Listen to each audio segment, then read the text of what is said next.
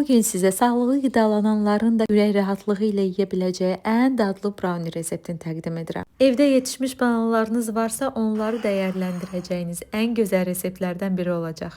Bunun üçün 2 ədəd bananı blender və ya çəngəl vasitəsilə yaxşıca əzirik.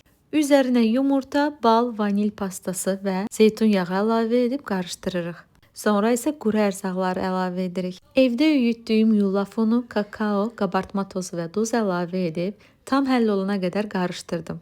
Sonda isə cəmi 3 parça 70% şokolad doğrayıb əlavə etdim. Bişirəcəyim qaba yağlı kağız sərdim, məhlulu yaydım və əvvəlcədən 175 dərəcədə isitdiyim sobada 20-25 dəqiqə bişirdim. Keksi bişirərkən taxta çubuq vasitəsilə yoxlayın. Göstərdiyim kimi müəyyən qədər xəmir izi qalmalıdır ki, içi nəmli, əsl brownie effekti əldə edək. Sağlıqlı bir brownie yəqin ki, ancaq bu qədər dadlı ola bilərdi. Hazırlayan hər kəsə nuş olsun.